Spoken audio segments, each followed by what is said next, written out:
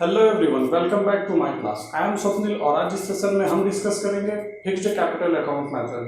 तो चलिए बिना किसी देरी के शुरू करते हैं। लास्ट सेशन में हमने फ्लक्चुएटिंग कैपिटल अकाउंट मेथड को डिस्कस किया था, जिसमें हमने देखा था कि कैसे हर एक सिंगल ट्रांजेक्शन की एंट्री होने से कैपिटल अकाउंट के बैलेंस में चेंजेस आते हैं। जब भी बिजनेस में प्रॉफिट होता है तो कैपिटल अमाउंट इंक्रीज करता है, जब भी बिजनेस में लॉस होता है तो कैपिटल अमाउंट डिक्रीज करता है। तो हमने ये देखा था कि कैसे हर एक सिंगल ट्रांजेक्शन की एंट्री कैपिटल अकाउंट में होने से कैपिटल अकाउंट के बैलेंस फ्लक्चुएट होते हैं। फिक्स्ड कैपिटल अकाउंट मेथड से जब हम पार्टनर के कैपिटल अकाउंट को मेंटेन करते हैं तो उसके बैलेंस में कोई चेंजेस नहीं आते, वो फिक्स रहते हैं। चाहे बिजनेस में लॉस हो चाहे बिजनेस में प्रॉफिट हो, कैपिटल अकाउंट का बैलेंस हमेशा सेम रहता है। जब भी हम पार्टनर के कैपिटल अकाउंट को फिक्स्ड कैपिटल अकाउंट मेथड से मेंटेन करते हैं तो उसके बैलेंस में कोई चेंजेस नहीं आते, वो फिक्स रहते हैं। ऐसा इसलिए होता है कि जब भी बिजनेस में प्रॉफिट या लॉस होते हैं तो उसकी एंट्री हम पार्टनर के कैपिटल अकाउंट में नहीं करते। मतलब ये है कि profit and loss appropriation account में जो भी प्रॉफिट और लॉसेस का डिस्ट्रीब्यूशन होता है और उससे जो पैसे पार्टनर्स को मिलते हैं या जो पैसे पार्टनर से चार्ज किए जाते हैं, उसकी एंट्री या उसकी पोस्टिंग हम पार्टनर के कैपिटल अकाउंट में नहीं करते। और जो भी profit and loss appropriation account में प्रॉफिट और लॉसेस के डिस्ट्रीब्यूशन से जो पैसे पार्टनर्स को मिलते हैं या जो पार्टनर से चार्ज किए जाते हैं, तो उसकी एंट्री करने के लिए या उसका हिसाब किताब रखने के लिए हम एक नया अकाउंट बनाते हैं जिसे हम करंट अकाउंट कहते हैं। तो इस तरह जब भी हम पार्टनर के कैपिटल अकाउंट को फिक्स्ड कैपिटल अकाउंट मेथड से मेंटेन करते हैं तो हमें दो अकाउंट बनाने होते हैं। पहला कैपिटल अकाउंट और सेकेंड है करंट अकाउंट। तो यह है पार्टनर्स कैपिटल अकाउंट का एक प्रोफार्मा। जब भी हम पार्टनर्स के कैपिटल अकाउंट को फिक्स्ड कैपिटल अकाउंट मेथड से डिस्कस करते हैं या मेंटेन करते हैं तो हमें दो अकाउंट बनाने होते हैं। पहला है कैपिटल अकाउंट, दूसरा है करंट अकाउंट। जब अगर हम कैपिटल अकाउंट की बात करें तो यहाँ कैपिटल से रिलेटेड ट्रांजेक्शन्स की एंट्री होती है। तो सबसे पहली एंट्री हो जाएगी बाय बैलेंस BD। जो भी पैसा पार्टनर्स बिजनेस में इन्वेस्ट करते हैं उसकी एंट्री हम यहाँ पे करते हैं एज अ कैपिटल। उनकी एंट्री उनके रिस्पेक्टिव कॉलम्स में हो जाती है। उसके अलावा हम कैपिटल अकाउंट में दूसरे सब चीज़ों की हम एंट्री नहीं करते, जिसके कारण इसके बैलेंस में ज़्यादातर चेंजेस नहीं आते हैं। मगर ऐसा नहीं है कि हमेशा इसके बैलेंस में चेंज नहीं आते हों। दो कंडीशंस ऐसे हैं जिसमें इसके बैलेंस में भी चेंजेस आते हैं। तो चलिए वो देख लेते हैं। जब भी पार्टनर कोई एडिशनल कैपिटल बिजनेस में इंट्रोड्यूस करता है तो उसकी एंट्री हम यहाँ पे करते हैं।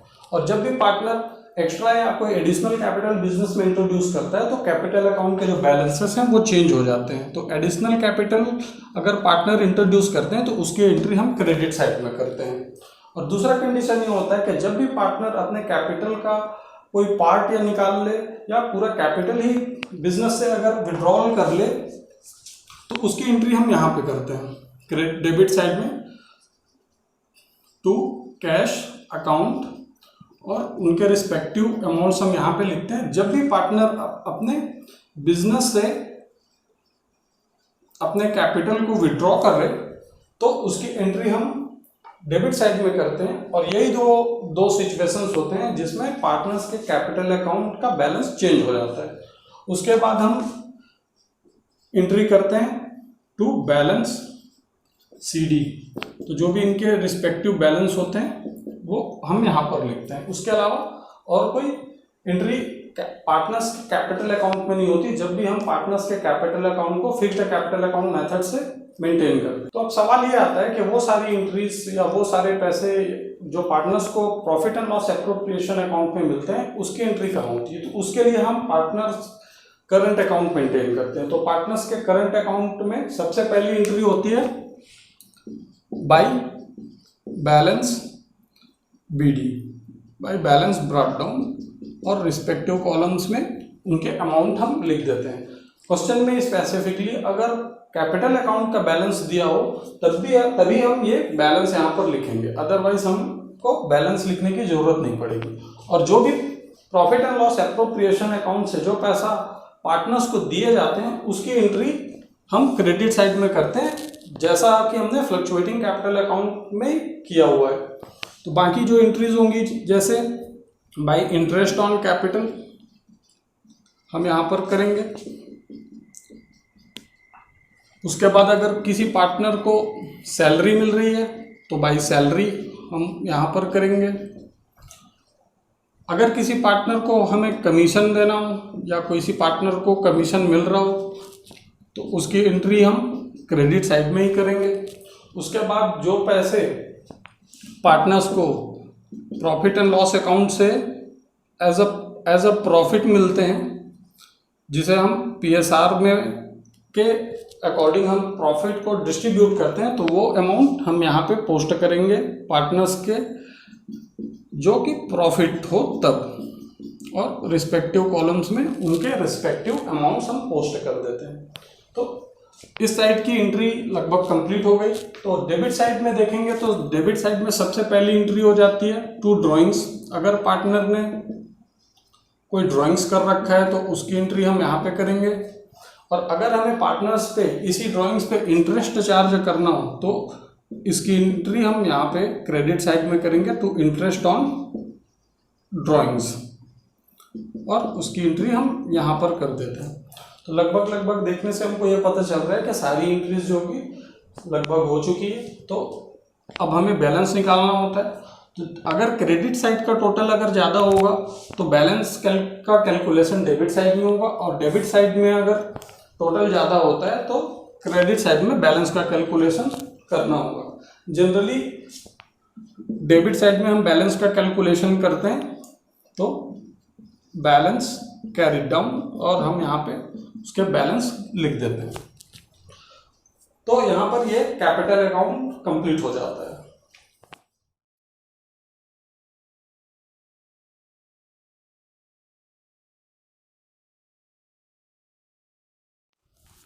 तो चलिए हम इस क्वेश्चन को सॉल्व करके देखते हैं। और सबसे पहले हमको profit and loss appropriation account बनाना होगा। और profit and loss appropriation account में सबसे पहली एंट्री होती है by profit and loss account. जब हम प्रॉफिट को प्रॉफिट एंड लॉस अकाउंट से यहाँ ट्रांसफर करते हैं, और फर्म की जो प्रॉफिट है वो है 1,50,000। तो 1,50,000 हमने प्रॉफिट यहाँ पे पोस्ट कर दिया। उसके बाद क्वेश्चन ये कहता है कि इंटरेस्ट ऑन कैपिटल देना है, तो सबसे पहली एंट्री हो जाएगी क्रेडिट साइड में, टू इंटरेस्ट ऑन कैपिटल। तो ए को इंटरेस्ट ऑन कैपिटल मिल रहा है 30,000 और बी को मिल रहा है 40,000 अकॉर्डिंग टू इट्स कैपिटल, और इसको क्लब करके हम यहाँ लिखेंगे 70,000। उसके बाद क्वेश्चन कह रहा है कि भाई ए को सैलरी भी देना है, तो टू ए सैलरी, ए को हम सैलरी दे देते हैं। तो ए की जो सैलरी है वो है 20,000। बी को हम कमीशन दे रहे हैं, तो 20 कमीशन हम यहाँ पे लिख लेते हैं। तो बी को जो कमीशन मिल रहा है क्वेश्चन के अकॉर्डिंग वो है 10,000। उसके बाद 3,000 रुपीज़ रिजर्व में भी ट्रांसफ़र करने को बोला है, तो रिजर्व में हम जो रिजर्व अकाउंट में हम ट्रांसफ़र कर देते हैं 3,000। उसके बाद इन्होंने ड्राइंग्स कर रखा है, तो इनके ऊपर इंटरेस्ट ऑन ड्राइंग्स भी चार्ज हो रहा है। तो इंटरेस्ट ऑन ड्राइंग्स का जो अमाउंट है वो भी हमको यहाँ क्रेडिट साइड में लिखना होगा, जो कि फर्म का इनकम होता है। तो ए से हमने 1,000 चार्ज करना है, और बी से हमें 2,000 चार्ज करना है, और इसकी एंट्री हम यहाँ अमाउंट कॉलम में कर देते हैं। लगभग हमने सारी एंट्रीज जो कि क्रेडिट और डेबिट साइड दोनों साइड हमने कर ली है, कुछ भी हमसे अभी छूटा नहीं है। तो हम क्रेडिट साइड का टोटल कर लेते हैं। तो 1,50,000 प्लस 3 1,53,000 हमारा टोटल आ जाता है क्रेडिट साइड का, जिसको हम डेबिट साइड में ट्रांसफ़र करते हैं। तो 1,53,000 हमने यहाँ पे ट्रांसफ़र कर रखा है। अब हमें डिस्ट्रीब्यूटेबल प्रॉफिट निकालना होगा और उसको पार्टनर्स के बीच में डिस्ट्रीब्यूट करना होगा। तो हम यहाँ पर लिखेंगे to profit transfer as current account और बीस करंट अकाउंट में ये जाएगा, क्योंकि हम फिक्स्ड कैपिटल अकाउंट मेथड से ये कैपिटल अकाउंट मेंटेन कर रहे हैं। तो जो भी प्रॉफिट का जो पार्ट है वो करंट अकाउंट में ट्रांसफ़र होगा, इसलिए हम यहाँ पर एस करंट अकाउंट लिखेंगे, 20 करंट अकाउंट में ट्रांसफ़र होगा। तो कैलकुलेशन करने पे हमें पता चल रहा है कि भाई 70,000, 20,000, 10,000 जो कि 1,03,000 होता है। तो यहाँ पर जो डिस्ट्रीब्यूटेबल प्रॉफिट हो जाएगा वो हो जाएगा 50,000, जिसे हमें दोनों पार्टनर्स के बीच 2:3 के रेशो में हमें डिस्ट्रीब्यूट करना है। तो ए का जो प्रॉफिट हो जाएगा वो हो जाएगा 20,000, बी का प्रॉफिट हो जाएगा 30,000। तो यहाँ पर हमारा profit and loss appropriation account बन गया। तो profit and loss appropriation account बनने के बाद चलिए हम कैपिटल अकाउंट बना लेते हैं। और जैसे कि क्वेश्चन में दे रखा है कि कैपिटल जो है ए का वो है 3 लाख रुपीज़ और बी का है 4 लाख रुपीज़। तो सबसे पहले एंट्री होगी कैपिटल अकाउंट में बाई बैलेंस BD। ए का 3 लाख रुपीज़ और बी का 4 लाख रुपीज़। हम यहाँ पर बैलेंस की पोस्टिंग कर देते हैं। उसके बाद क्वेश्चन में ऐसा कोई एडिशनल इन्फॉर्मेशन हमें नहीं दिया जो कैपिटल के रिगार्डिंग हो, तो हम डेबिट साइड में इसका टोटल हम निकाल लेंगे, या नहीं सॉरी बैलेंस निकाल लेंगे। पहले हम टोटल कर देते हैं। टोटल करने से 4 लाख रुपीज़ और ए का 3 लाख रुपीज़, और इसे हम डेबिट साइड में ट्रांसफ़र करेंगे 4 लाख रुपीज़ बी के लिए और 3 लाख रुपीज़ ए के लिए।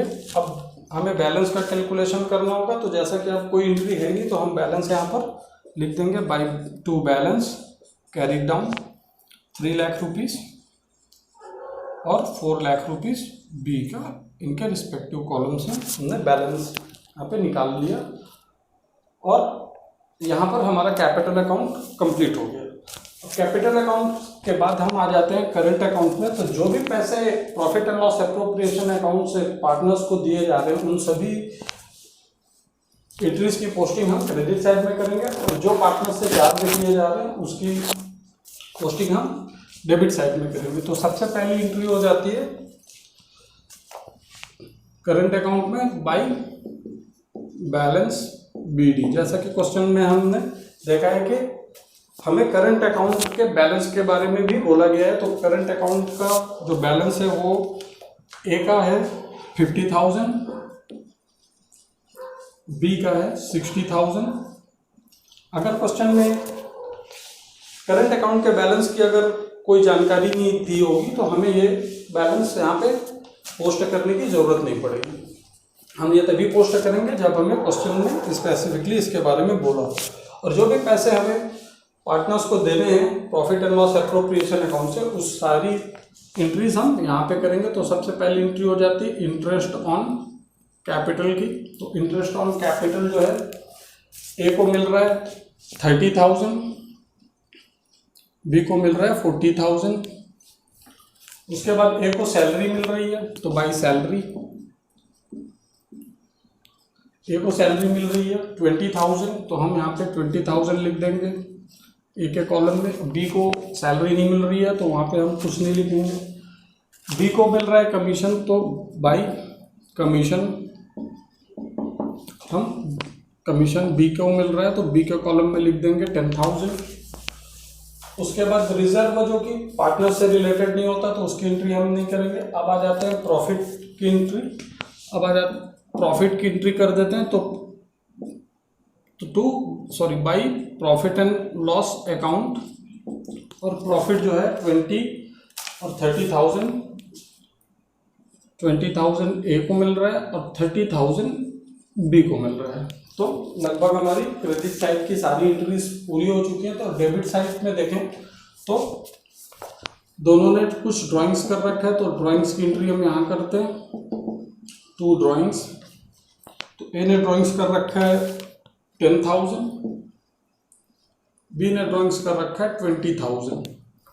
और इस ड्राइंग्स के ऊपर हमने profit and loss appropriation account में देखा है कि हमने इसके ऊपर इंटरेस्ट भी चार्ज करा है, तो हमें इंटरेस्ट ऑन ड्राइंग्स भी यहाँ पे पोस्टिंग करना होगा। तो ए से हमने इंटरेस्ट लेना है 1,000 और बी से लेना है 2,000। लगभग हमारी सारी एंट्री कंप्लीट हो गई है। तो इसके बाद हम ये टोटल कर लेते हैं। तो टोटल हो जाएगा क्रेडिट साइड में ए का 80,000 और 1,20,000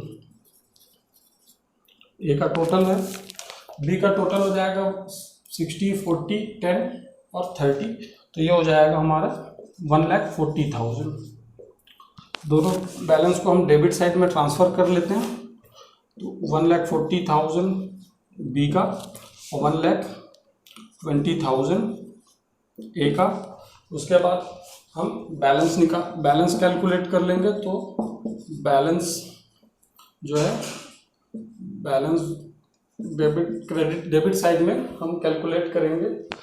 बैलेंस जो हो जाएगा ए का 1,18,000, 1,40,000 में 20,000 अगर हम माइनस करते हैं तो 1,18,000 आ जाता है बैलेंस बी का। और 1,20,000 में 11,000 हम माइनस करते हैं तो ए का जो बैलेंस आ जाता है 1,09,000, और ये बैलेंस नेक्स्ट मंथ यहाँ पर ट्रांसफ़र कर दिया जाता है। तो बैलेंस निकाल लेने के बाद हमारा profit and loss appropriation account के बाद कैपिटल अकाउंट और करंट अकाउंट, तो यहाँ पे ये क्वेश्चन कंप्लीट हो जाता है।